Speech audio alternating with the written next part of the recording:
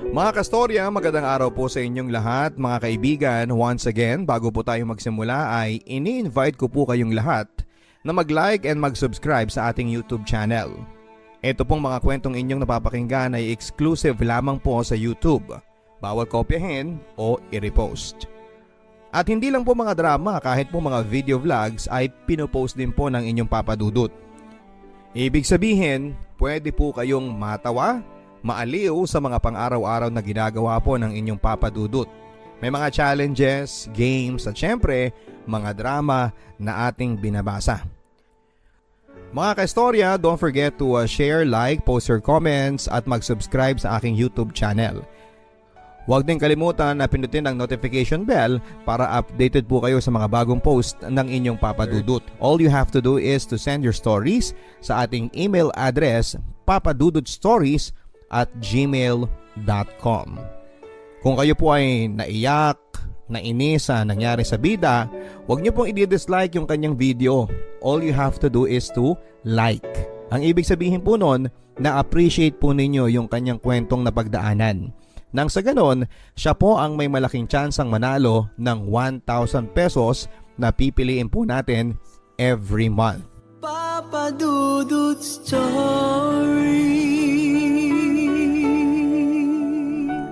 Sa ating kwento ngayong araw, ang anumang labis ay masama, tulad ng pagkakaroon ng libangan. Hindi po sa lahat ng pagkakataon ang libangan ay nakakabuti, bagkus ay pwede pa itong maging dahilan ng pagkasira ng iyong buhay. Dear Papa Dudut, tawagin niyo po ako sa pangalang Lloyda, 33 years old at nagmamay-ari ng isang tindahan, kaya naman nagkaroon ako ng maraming oras para gawin ang pakikinig sa inyo via live streaming at YouTube. Tubong Bicol po ang aking ama, kaya naman doon na rin po ako isinilang at nanirahan. Pero sa edad na 11 ay napilitan po kaming tatlo na lumipat na rito sa Maynila for good dahil sa kagustuhan ng aking ina na siyang taga dito po talaga sa North Caloocan. Hindi ko makakalimutan ang araw na lumipat po kami ng Caloocan, Papa Dudut. Marami po kasi ang mga naging adjustments mula sa pagkakaroon ng mga bagong kaibigan, bagong eskwelahan at pakikisama din sa mga bagong kapitbahay. Lahat ng yan, Papa Dudut, ay ginawa ko mula nang tumungtong po kami dito sa North Caloocan. Si Papa naman ay wala ding nagawa, Papa Dudut, nang si Mama na ang nag-utos na umalis na kami sa Bicol. Galit na galit si Mama noon kay Papa. Naaalala ko pa nga kung paano siya sunduin ni Mama sa umpukan ng mga nagsasabong sa aming barangay Tupada. Wala ka na talagang kapag-apag-asa, demonyo ka. Buong maghapon ka na nga sa paghimas ng manok mo, sinasamahan mo pa ng pagpirmi dito sa sabungan na to, samantalang sa akin mo pa kinukupit yung pangsabong mo. Litanya ni Mama kay Papa noon. Natulala na lang si Papa noon sa sobrang pagkakapahiya nito sa mga kasugal niya sa Tupada. Madalas kasing inuungot lang ni Mama ang sentimiento niya kay Papa nang silang dalawa lamang. Pero marahil dahil napuno na si Mama, kaya nagawa niyang pagsisigawan at ipahiya si Papa noon. Isa pa sa kinasama ng loob ni Mama ay ang napabalitang nambababae daw si Papa. Mula noon ay hindi na tumutol si Papa sa naging desisyon ni Mama na ilayo si Papa sa masamang bisyo ng sugal at ng pambababae. Hinamon kasi ni Mama si Papa ng hiwalayan kung sakaling papalag ito sa kagustuhan niya. Biruan pa nga noon ng mga kalaro ni Papa sa sabong na hawak daw ni Mama ang itlog ni Papa. Mula noon ay sinumpa ko na ang pagsusugal, Papa Dudut. Ito kasi ang naging dahilan para iwanan namin ang Bicol na nakagisnan ko mula noong pagkabata. Marami din akong naiwang mga kalaro at mga kaklose na kamag-anak namin na araw-araw ay nami-miss ko. Hindi ako doktor pero masasabi kong nagkaroon ako ng trauma dahil sa sugal at bisyo ni Papa. Naiiyak na lamang ako noon sa tuwing nag-aaway ang mga magulang ko dahil sa bisyong sugal ni Papa. Palibhasa kasi ay only child ako. Kaya naman wala ako mapagsabihan ng mga nagiging sama ng loob ko. Kaya nga hindi ko akalain ang after ilang years at nang magdalaga na ako, Papa Dudut, ay magagawa ko palang ma-in love sa isang lalaki na may pagkakapareho sa ugali ni Papa. Ang pagkakalulong sa pagsusugal. Walang iba kung hindi si Eman. High school pa lamang ay crush ko na si Eman, Papa Dudut. Kahit pa marami itong bisyo. Nariyang tumataya at nagpapataya pa siya ng ending. Hindi lang yan. Kahit pa karera ng daga ay nabalitaan ko na nakikipusta raw ito. Pambihira talaga si Eman. Nakikita ko sa kanya yung younger attitude ni Papa. Sinabi ko kanina na ayaw ko po ng sugarol. Pero bakit ganon, Papa Dudut? Parang nagiba ang pananaw ko sa buhay nang nakilala ko nga po si Eman. Lahat ng pwedeng pustahan, makikita mong nakalista ang pangalan ni Eman. Pero kahit ganon siya ay nagawa ko pa ring palampasin ang masamang pag-uugali niya. Aminado kasi ako, Papa Dudut, na na-love at first sight ako sa kanya. Gwapo, may pagkamoreno, maamo ang mukha at hindi makabasag pinggan kung titignan. Ang kahawigan niyang artista ay si Cesar Montano. Yun nga lang, sugarol ang ultimate crush ko. Bumilang pa ng 1 taon bago kami naging close na dalawa ni Eman. Yun ay mula noong nakautang siya sa akin ng 500 pesos dahil sa atraso niyang hindi mabayad-bayaran. Pasalamat naman ako at binayaran niya ako kaagad. Kaya naman nakaulit pa siya sa akin ng pangungutang ng walang interes. At hindi rin ako na turn off sa kanya. Kahit sugarol pala si Eman ay mabuti naman siyang kausap. After that, siguro napansin din niya ako dahil yun nga, niligawan din niya ako eventually. Naalala ko pa nga na marami akong mga kakilala at mga kaibigan. Yung mga kaibigan na naming dalawa ni Eman ha, sila pa yung mga paulit-ulit na nagpapaalala sa akin na huwag daw akong kumuha ng bato na ipupukpok ko sa ulo ko. Lulong na raw si Eman sa bisyo nitong sugal. Baka unahin daw ni Eman ang mga bisyo niya bago pamilya. Mukhang hindi pa daw kasi nila nakikitaan si Eman na handa na ito sa seryosong pakikipagrelasyon. Pero ano pa nga ba ang magagawa ko, Papa Dudut? Na-in love ako doon sa tao. Isa pa, after ng 1 linggo naming pagsasama as live-in ay nag-positive kaagad ako sa pregnancy test. Huli na noong nalaman ko na pinagpustahan ako ni Eman at ng mga barkada niya na buntis ako nung biglang tumaba daw ako. Hindi ko na nagawang magalit noon kasi si Eman naman ang nanalo sa pustahan. Nilibre pa nga niya ako ng Jollibee sa perang napanalunan niya sa pustahan. Pero kahit na ganoon si Eman na maraming bisyong sugal ay hindi naman niya kami pinababayaan ng anak niya. Sa katunayan, Papa Dudut, dahil sa diskarte niya sa buhay, kahit wala itong permanenteng trabaho ay nakakakain kami ng 3 beses sa isang araw. At madalas ay may take-out pa at kain sa labas. Madalas kasi itong nananalo sa mga sugal o pustahang sinasalihan niya. At isa sa mga hindi ko makakalimutang pagkapanalo niya ay nang naka-jackpot siya sa bingo sa isang mall ng grand prize. Malaki-laki ang napanalunan ni Emma noon na cash prize, Papa Dudut. Sa katunayan ay doon na nagsimulang magbago ang buhay namin. Nakabili kami ng isang pampasadang tricycle, nagkaroon din kami ng mini grocery store at nagkaroon din kami ng lending business. 15% kaagad ang tubo sa mga uutang at another 10% sa remaining balance makalipas ang ilang buwan. Mas maigi na ito kaysa sa 5-6 kaya naman marami ang naiingganyong umutang sa amin. Wala nang masyadong maraming requirements.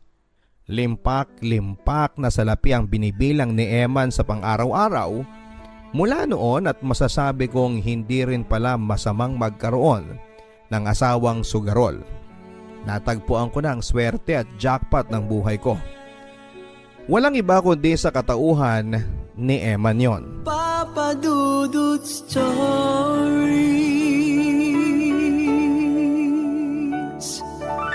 Pero habang tumatagal, ay may napansin akong kakaiba kay Eman Papadudut. Nagsimula na itong maging lasenggero. Kung dati-rati ay pagiging sugaro lang ang nagiging dahilan ng away namin, ngayon ay tinatalakan ko na rin siya dahil sa pag-uwi nito ng gumagapang at lasing na lasing. May mga pagkakataon din na hindi na ito umuuwi ng bahay. Hanggang sa unti-unti na ring naubos ang pera namin sa bangko, na ibenta ko na rin ang pampasada naming tricycle. Sa mga pautang naman namin ni Eman ay wala na rin sa akin nagbabayad dahil sa tuwing sinisingil ko sila ay sinasabi nila na nakabayad na raw sila kay Eman. Etong si Eman, todo tanggi naman sa akin kung saan niya dinadala ang pera. Ang huling balita ko mula sa mga tsismosa naming kapitbahay ay nambababae daw si Eman.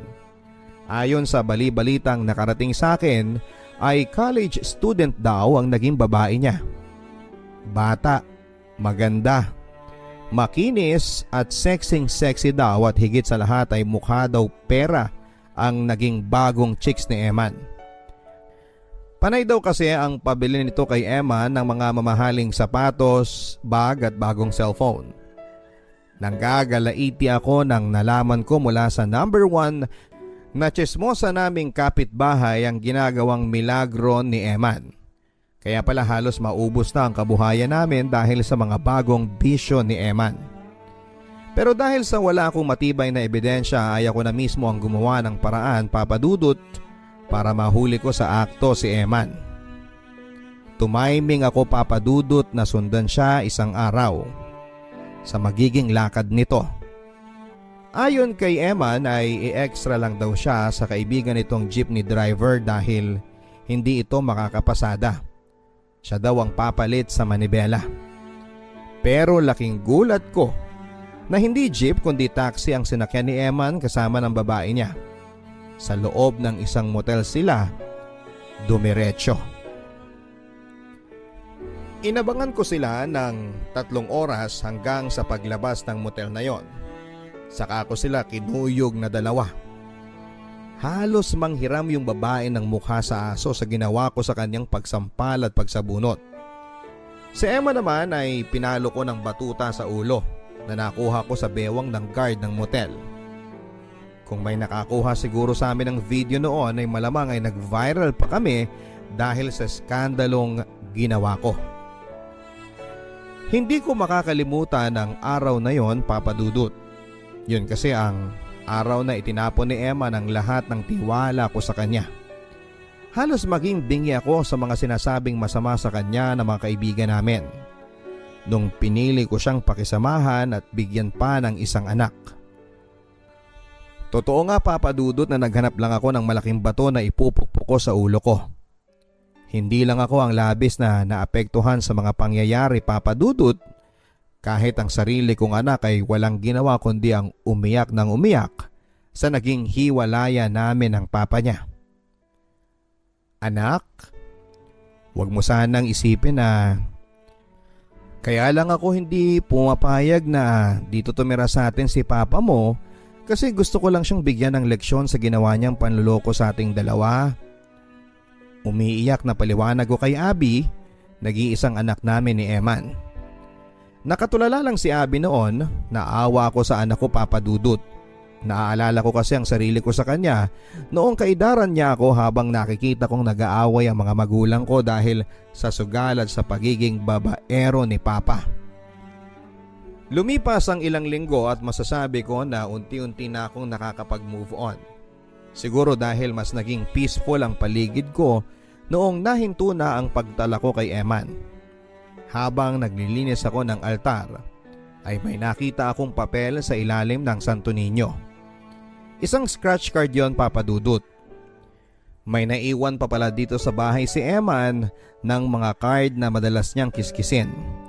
May paniniwala kasi si Eman na masuswertehin siya kung ilalagay muna niya overnight yung mga scratch card kay Santo Niño bago niya kiskisin. So ako naman, Sinubukan ko ang swerte ko. Halos manlaki ang mga mata ko nang naka-jackpot ako ng 200,000 pesos sa card na yon. Mabaliw-baliw pa nga ako sa kakasigaw at sa kakatalon sa swerteng dumapo sa kamay ko. Hindi ko akalain, Papa Dudut, na ang kamalasang dinala sa akin ng sugal dahil sa pagsira nito ng pamilya ko ay siya rin palang magbibigay sa akin ng swerte at magbabalik sa akin ng pag-asa na makakapagbagong buhay pa ako kahit na wala na si Eman. Minabuti ko rin na isikreto kay Eman ang napanalunan niya. Total, ako naman ang kumiskis. Bayad niya sa akin yon mula sa mga sakit na pinaramdam niya sa akin. Papadudot, naranasan ko ng maging instant mayaman at maging instant pulubi. Kaya naman hindi ko na pinakawalan pa ang swerteng dumapo sa akin. Muli kong binuhay ang mini grocery ko na muntik nang magsara at sa awa ng Diyos ay napalago ko pa ito at nadagdagan na rin ng iba pang mga kabuhayan. Tulad ng water refilling station, computer shop, laundry shop at kung ano-ano pang shop. Wala na rin ako naging balita pa kay Eman. Basta ang alam ko ay sumama na ito sa batang kabit niya. May mga balitang nakarating sa akin na umano ay nahulihan pa daw sila ng kabit niya ng droga sa isang bypass operation.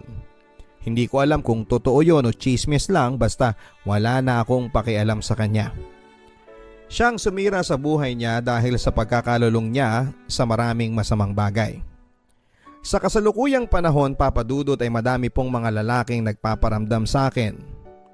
Palibhasa kasi ay hindi naman kami kasal ni Eman, kaya hindi malayong piliin ko na rin pong lumagay sa tahimik balang araw. Nag-iingat lang po ako sa mga lalaking papapasukin ko sa buhay ko dahil babae ang anak ko. Gusto ko sana, kung mag-aasawa ako, ay gusto ko na responsable siya at may sarili siyang matibay-tibay na kabuhayan. Hindi yung ako pa yung magpapakain sa kanya. Papa Dudut, sana po ay nagustuhan ninyo ang kwento ng buhay ko at sana din po ay marami pa ang may napulot na aral. Ang lesson na natutunan ko sa aking kwento, para sa akin, Papa Dudut, ang buhay pag-ibig ay isang sugal. Handa ka dapat tumaya para maka-jackpot. Pero kung manalo ka, huwag mo na sanang lustayin at sayangin dahil 2 beses lang kumakatok ang swerte. Yun po ay ang nangyari sa amin ni Eman. Twice kami naka-jackpot pero sa pangalawang beses ay hindi ko na po hahayaang sirain ako nito. Hanggang sa muli, ako po ang inyong kastorya, Loida ng North Caloocan. Ang buhay ay mahiwaga, laging may lungkot at saya. Sa Papa Dudut Stories, laging may karamay ka.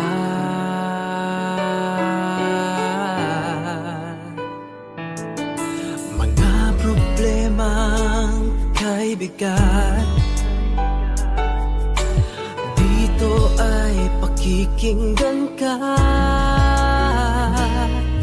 Sa Papa Dudut Stories, kami ay iyong kasama.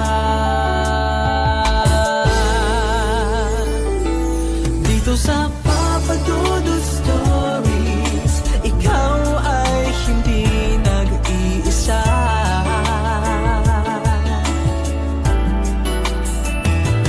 Dito sa Papa Dudut Stories, may nagmamahal sa'yo. Papa Dudut Stories, Papa Dudut Stories,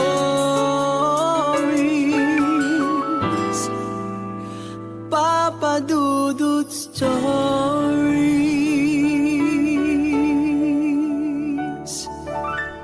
Maraming salamat, Loida ng North Caloocan, sa pagbabahagi mo ng iyong storya sa ating YouTube account. Tama ka Loida, no? May mga swerteng dumarating sa buhay natin at nasa sa atin yon kung paano natin pangahawakan ang swerteng dumapo sa buhay natin. Napakaswerte mo nga lang na 2 beses na dumapo sa iyo ang swerte. Well, sa simula medyo minalas tayo, no, dahil hindi natin napanghawakan ang swerteng yan at yan din ang naging dahilan ng pagkasira ng pamilya mo. Pero tama ka, hindi mo na dapat sayangin pa ang ikalawang swerteng ibinigay sa iyo ng Diyos.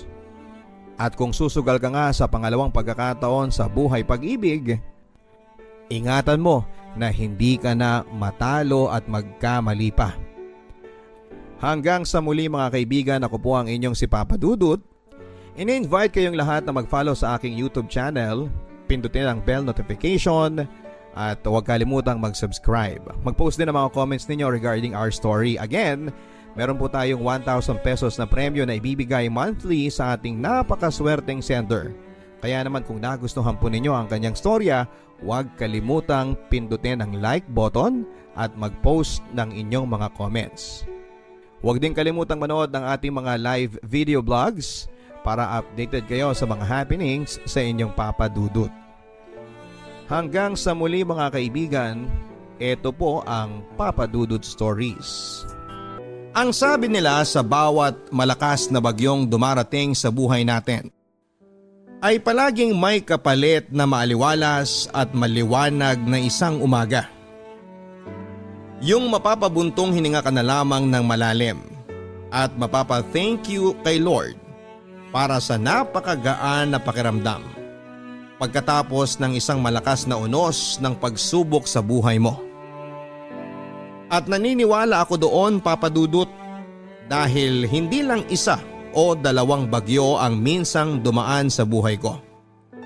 Marami sila pero lahat yon ay kinaya kong lampasan.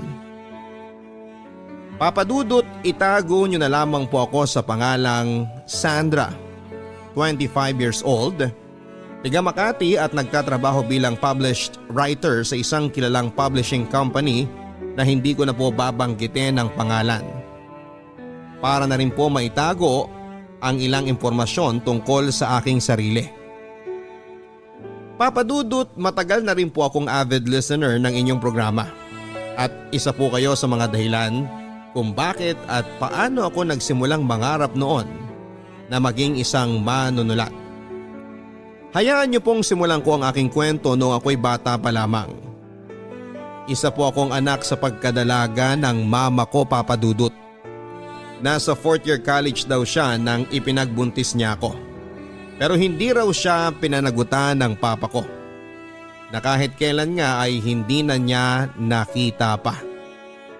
Kaya 1 taon daw munang huminto si mama ng pag-aaral noon. Mabuti na lang daw at mabait ang nanay niya at sinuportahan ng pagbubuntis niya hanggang sa makapanganak siya. Bumalik siya ng pag-aaral habang ako naman ay inalagaan ng lola ko na noon ay nasa probinsya Papa Dudut. At nang makatapos nga po ng college si mama ay nagkaroon kagad siya ng maayos na trabaho at hindi nga po nagtagal ay nagkaroon na rin siya ng bago at sarili niyang pamilya. Sa totoo lang Papa Dudut, noong bata pa po ako ay hindi ko po talaga masyadong tanda ang mukha ng mama ko. Hindi niya po kasi ako masyadong dinadalaw sa bahay ni Lola. At kung dumalaw man siya ay hindi niya ako masyadong kinakausap. O kahit niyayakap man lang.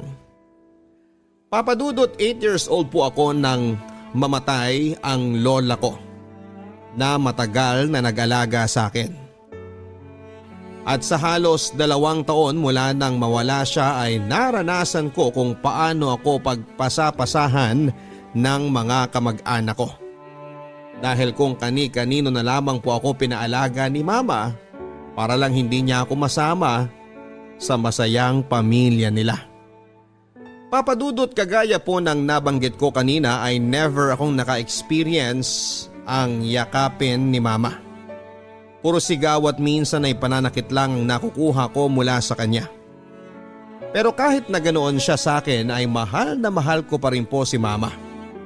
Dahil palaging sinasabi sa akin noon ni Lola noong nabubuhay pa siya na mahal daw ako ni mama.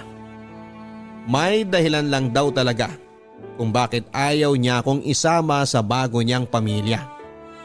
Yun ay dahil hindi alam ng asawa at mga anak niya na nagkaroon siya ng anak sa pagkadalaga. Maswerte pa rin daw ako kay mama kasi hindi niya ako pinalaglag noon. Kaya yun po ang ipinagpapasalamat ko sa kanya. Kahit pa nga madalas ay malupit siya sa akin. Utang na loob ko pa rin sa kanya ang buhay ko. Papa Dudut, mabait naman ang tita ko na pinagbili na ni mama na mag-alaga sa akin. Nang umuwi nga po siya ng bahay at nakita niya akong umiiyak, ay kaagad niya akong niyakap at sinabi niya na huwag na akong malungkot. Meron po palang 2 anak na lalaki ang tita ko, pero ang panganay niya po ay palaging wala sa bahay. Matagal na rin pong patay ang asawa niya kaya masipag siyang magtrabaho para sa 2 anak niya. At dahil araw-araw din pong nasa trabaho si tita, ang bunsong anak niya na si Kuya Ryan ang palagi kong kasama sa bahay. Ang alam ko po kasi ay huminto na siya sa pag-aaral kaya naging tambay na lamang siya. Mabait naman po siya, Papa Dudut. At akala ko, isa siya sa mga tao na magpaparamdam sa akin ng pagmamahal mula sa isang pamilya. Papa Dudut, kahit na 10 taong gulang pa lamang ako ng panahon na yon, ay alam ko pong mali talaga ang gustong mangyari ni Kuya Ryan. Sinubukan ko pong sumigaw para humingi ng tulong pero sinikmuraan niya ako. Kaya nang hina na ako at tuluyan na niyang naisakatuparan ang kahalayan na gusto niyang gawin sa akin. Wala akong ibang nagawa kung hindi ang umiyak na lamang habang takip niya ang bibig ko at ginagawa ang mga bagay na gusto niya. Kaming 2 lang po kasi ang tao noon sa bahay at medyo malayo din ang ibang kapitbahay mula sa amin. Masyado ring malaki si Kuya Ryan kumpara sa patpating kong katawan, kaya hindi ko na nagawa pang manlaban. Gabi na rin po nang makauwi sa bahay si Tita, Papa Dudut, pero hindi ko na po nagawang magsumbong sa kanya. Takot na takot po kasi ako sa lahat ng pagbabanta sa akin ni Kuya Ryan. Takot ako noon na baka patayin niya ako at pati na rin si mama. At kagaya ng gusto niya ay hindi ko pinahalata kay tita na may kahalayan siyang ginawa sa akin ng araw na yon. Kaya tahimik na lamang akong umiyak ng umiyak sa loob ng maliit kong kwarto. Papa Dudut, hindi ko na po ulit sinuot ang duster na ibinigay sa akin ni tita. At kahit pa nga summer po noon ay palagi na lamang akong nakasuot ng pantalon at malaking t-shirt. Pero kahit ibalot ko pa yata sa makapal na kumot ang buong katawan ko, ay mauulit at mauulit pa rin ang kahalayan na ginagawa sa akin ni Kuya Ryan. Ginagawa niya po yon kapag kaming 2 lang ang magkasama sa bahay. Nag-umpisa sa 1 beses sa 1 linggo hanggang sa halos araw-araw niya po akong pinagsasamantalahan. Lalo na sa gabi, Papa Dudut. Kapag tulog na ang lahat at malalim na ang gabi, ay pinapasok po niya ako sa aking kwarto. Kahit kinakandado ko po yon ay nagagawa niya pa rin buksan dahil meron siyang susi para sa buong bahay. Papa Dudut, gustong gusto ko na po talagang magsumbong sa tita o sa mama ko. Gusto ko na pong itigil ni Kuya Ryan ang kababuyan na ginagawa niya sa akin noon. Pero natalo po ako ng takot na baka totohanin niya ang mga pagbabanta niya sa akin at gawan niya ng masama ang mama ko kagaya ng paulit-ulit niyang pananakot sa akin. Papa Dudut, ng mga panahon na yon, pakiramdam ko po talaga ay mag-isa na lamang ako sa mundo. Kahit nandyan si mama o ang ibang kamag-anak namin, ay hindi ko naman sila matawag na pamilya. Dahil ni konti ay wala akong naramdaman na pagmamalasakit o pagmamahal mula sa kanila. Opo, mabait ang mami ni Kuya Ryan sa akin kapag nag-aabot sa kanya ng pera si mama.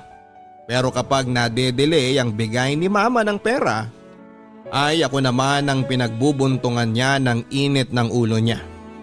Kaya nga po hindi ko na rin sinubukan pa na sabihin sa kanya ang ginagawa sa akin ni Kuya Ryan. Dahil baka pareho lamang silang mag-isip ni mama at sabihan pa na nagsisinungaling lamang ako. Tumagal pa po ng 3 taon ang pagtira ko sa bahay ng tita ko, Papa Dudut. At sa loob ng 3 taon na yon ay paulit-ulit akong nagawang pagsamantalahan ni Kuya Ryan. Wala po akong sinabihan o kahit na sinong pinagsumbungan dahil alam ko naman na wala ring maniniwala sa akin. Hanggang sa kinailangan na naman akong ipasa ni Mama sa ibang kamag-anak namin dahil nag-decide na magtrabaho sa abroad ang tita ko. Inihatid ako ni Mama sa bahay ng isa ko pang lola. Kapatid siya ng lola ko na dating nag-alaga sa akin at masasabi ko na hindi sila pareho. Dahil parang wala ring pakialam sa akin ng lola ko kagaya ni Mama. Magkasama man kami sa isang bahay ay hindi naman kami madalas na mag-usap. Pero nagpapasalamat na rin ako na kahit papaano ay naputol na ang kademonyohan na ginagawa sa akin ng pinsan ko. Kaya naman pinilit ko na lamang kalimutan ang masalimuot na parte na yon ng aking buhay. Masakit at mahirap pero ayoko nang paguluhin pa ang sitwasyon at pamilya namin. Pinilit ko na lamang na maging masaya kasama ang lola ko. Ang hindi ko alam, Papa Dudut, ay nakatakda na pala na maulit ang lahat noong 18 years old na ako. Papa Dudut, kagaya ng nangyari noon sa bahay ni na Kuya Ryan ay wala na ulit akong nagawa pa. Kung hindi ang hayaan na gawin sa akin ng dentista ko ang lahat ng gusto niyang gawin. Ang hindi ko lang maintindihan ay kung bakit palagi kong naririnig sa kanila ni Kuya Ryan na masisiyahan o mag-i-enjoy ako sa gagawin nila. Pero kahit kailan naman ay hindi yon nangyari. Dahil wala po akong ibang naramdaman kung hindi ang sakit at pandidiri sa sarili ko at sa kanilang ginagawa. Pagkatapos nga po akong pagsamantalahan ng dentista ko, Papa Dudut, ay pinagbantaan niya ako na huwag raw akong magsusumbong sa kahit na sino. Dahil kapag ginawa ko raw yon ay sisiraan niya ako at si Mama sa mga katrabaho nito. Marami raw siyang koneksyon at alam niya kung saan nagtatrabaho si Mama. Sinabi niya rin na close daw siya sa boss ni Mama kaya kayang-kaya niya raw na ipatanggal sa trabaho ang mama ko. At kagaya ng dati, Papa Dudut, ay wala po akong kahit na sinong pinagsabihan ng tungkol sa mga nangyari. Muli kong sinarili ang pag-iyak ko pati na rin ang lahat ng sakit na naranasan ko sa kamay mismo ng dentista ko. Gustuhin ko man na may mapaglabasan ako ng bigat na nararamdaman ko. Isang tanong ang palaging pumapasok sa isipan ko. Meron pa bang tao na maniniwala sa akin at sa lahat ng mga sasabihin ko? Papa Dudut, hindi na ako nagsumbong pa sa ginawang kahalayan sa akin ng dentista ko. Pero hindi na rin ako bumalik pa sa klinik niya. Hindi naman ako nahirapan na maghanap ng bagong dentista para sa bakal na nasa ngipin ko. Kaya lang ay nahirapan po akong kalimutan ang sakit na parabang naging peklat na sa dibdib ko dahil sa ginawa ng dentista ko sa akin. Naging dahilan po yun para mamuhi ako sa mga lalaki. Pakiramdam ko po noon ay wala silang ibang gusto sa aming mga babae kung hindi ang gawin lang na pampalipas oras at parausan nila. Kaya nga po dumating ako sa oras na kung kani-kaninong lalaki na lamang ako nakikipagrelasyon. At ang mas masama pa doon ay kung kani-kaninong lalaki na lamang din ako sumasama at may nangyayari sa amin. Kaya may oras po noon na kapag gumigimik po kami ng barkada ko at nalalasing ako, ay wala na akong pakialam pa sa kung anuman ang gawin sa akin ng lalaking makikilala ko sa gabi na yon. Dahil pare-pareho lamang po sila na wala ng respeto sa akin at walang ibang gusto kung hindi ang magamit at pagsamantalahan ng katawan ko. Naging pariwara talaga ako sa buhay ko, Papa Dudut, at dahil maluwag naman sa akin ang lola ko at walang pakialam si Mama sa akin ay nagagawa ko ang lahat ng gusto ko sa buhay at sa sarili ko. Papa Dudut, sa totoo lang po ay medyo nagtataka ako sa nangyari ng araw na yon. Para bang may mali.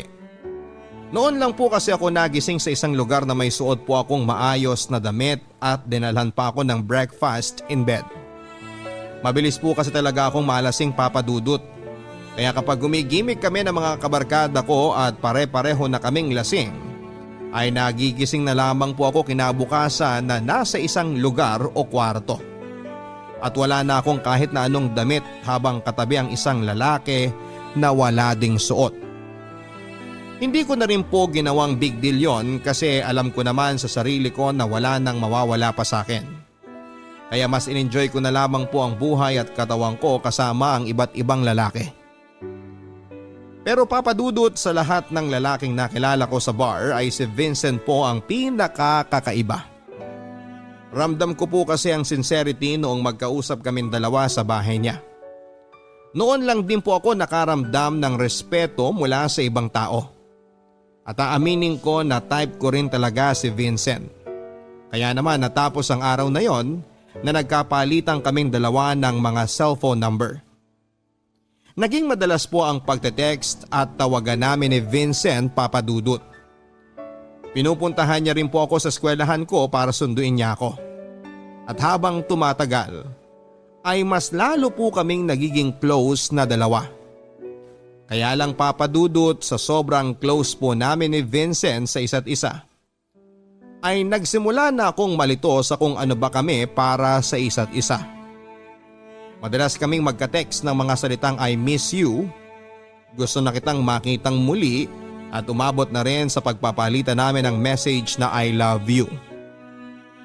Gusto ko nang i-assume noon na may relasyon na talaga kaming dalawa, Papa Dudut. Kaya lang ay pinipigilan ko ang sarili ko. Dahil ang nasa isip ko noon, kung gusto talaga ako ni Vincent, bakit hindi pa rin niya ako niyayaya na magmotel kami para may mangyari na sa aming dalawa? Kaya naman hindi ko talaga tinatak sa isipan ko na gusto o mahal ako ni Vincent. Hanggang sa isang araw na nagbar kami ng mga kaibigan ko at nalasing ulit ako. Hindi ko na masyadong alam ang ginagawa ko noon. At napansin ko na lamang na may kahalikan na akong ibang lalaki, Papa Dudut. Bigla pong sumulpot noon si Vincent at pagkatapos niyang suntukin ng lalaki na hindi ko na matandaan ang pangalan ay hinila na niya ako palabas ng bar. Papa Dudut, hindi po ako makapaniwala sa mga sinabi ni Vincent ng gabi na yon. Yung mga salitang respeto at pagmamahal na nararamdaman niya para sa akin. Kaya pala hindi niya kaagad ako niyayaya sa isang maliit na kwarto para may mangyari sa aming dalawa. Kaya hindi niya ako hinahalikan kahit na sinasabi niya na gusto niya ako. Kaya hindi niya sinamantala ang pagkakataon noon para magalaw ako dahil mataas ang respeto niya sa mga babae. At yon ang kauna-unahang pagkakataon na nakilala ako ng isang lalaki na kaya akong respetuhin, Papa Dudut. Yung lalaki na kaya akong mahalin sa kabila ng mapapait na pinagdaanan ko. Sinabi ko na rin po kasi sa kanya ang lahat ng nangyari sa akin sa kamay ng pinsan ko at nang naging dentista ko noon. Ikinuwento ko sa kanya ang lahat ng hirap at sakit na pinagdaanan ko. Iniya ko sa kanya ang bigat na nasa dibdib ko nang matagal ko nang sinosolo at tinatago. Nakinig lang siya sa akin, Papa Dudut, at inabsorb niya ang lahat ng bigat na nararamdaman ko. At pagkatapos noon ay niyakap ako ng mahigpit habang nagbibitaw siya ng isang pangako na kahit kailan ay hinding-hindi na raw ulit ako makakaranas na mag-isa. Nagagawin niya ang lahat para iparamdam sa akin na deserving din akong makatanggap ng pagmamahal mula sa ibang tao. Tinanggap niya ako, Papa Dudut. Tinanggap at minahal pa rin ako ni Vincent sa kabila na mga sinabi ko sa kanya na tungkol sa nakaraan ko. Mula ng araw na yon, Papa Dudut, ay naging opisyal na nga po ang aming relasyon ni Vincent. Mas lalo po akong nakaramdam ng pagmamahal at respeto mula sa kanya. Kung noon ay palagi akong nangungulila sa pagmamahal ng isang magulang. Ngayon ay hindi na po. Lalo na nang makilala ko ang buong pamilya ni Vincent nang isama niya ako minsan sa isang family reunion nila. Mabait po ang pamilya niya, lalo na ang mga magulang niya. Kinausap rin ako ng mami niya at sinabi na ituring ko na raw siya na parang mami ko na rin. Kaya naman Papa Dudut, wala na po akong mahihiling pa sa halos 6 na taong relasyon namin ni Vincent. Nakakatanggap ako ng pagmamahal mula sa lalaking mahal ko at mula na rin sa kanyang buong pamilya. Si Vincent din ang nagpapaalala sa akin na huwag ko raw sanang kimkimin habang buhay ang sama ng loob ko sa mama ko. Dahil kahit ano pa man ang nangyari ay utang na loob ko pa rin daw kay mama ang buhay ko. Sa totoo lang Papa Dudut ay hindi ko na rin po masyado pang naaalala ang bigat na naramdaman ko noon dahil sa pagiging walang pakialam sa akin ni mama. Ang mahalaga naman ngayon ay nandyan palagi si Vincent at pati na rin ang kanyang buong pamilya. Isa pa Papa Dudut, kaya rin siguro nabawasan na ang bigat na nararamdaman ko dahil nalaman kong 2 taon na ang nakakaraan na nakulong ang pinsang kong si Kuya Ryan dahil sa pambubugbog niya sa kinakasama niyang babae. At nang minsang silipin ko naman ng Facebook ang buhay ng naging dentista ko na nang molest siya sa akin noon ay nalaman ko na namatay ang anak niyang babae dahil sa sakit nito sa dugo. Noon ko naisip na may kanya-kanya rin talagang karma ang bawat tao at bumalik na sa kanila ang kahayupan na ginawa nila sa akin noon. Kaya naramdaman ko na oras na para magpatawad ako kahit na hindi naman sila humihingi ng tawad sa akin. Oras na para kalimutan ko ang masakit na napakadilim na bahagi ng buhay ko na ito. Papa Dudut, gusto ko lang din pong magpasalamat para sa pagbibigay ninyo ng opportunity na maibahagi ko ang aking kwento. Marami po akong bagay na pinagsisihan noon sa buhay ko. At isa na po doon ay nang hayaan ko ang sarili ko na maging isang bulag at pipi na biktima sa karahasan ng masasamang tao. Naging mahina po talaga ako at takot noon. Pero ngayon po ay kaya ko nang lumaban. Kaya sana po sa lahat ng kabarangay natin na minsang naging biktima ng karahasan, huwag niyo po akong gagayahin na naging bulag at pipi sa katarungan na dapat ay noong ko pa na ibigay sa sarili ko. Lahat po tayo ay deserving na lumaban. Lahat po tayo ay deserving na irespeto. Dito ko na rin po tinatapos ang sulat ko.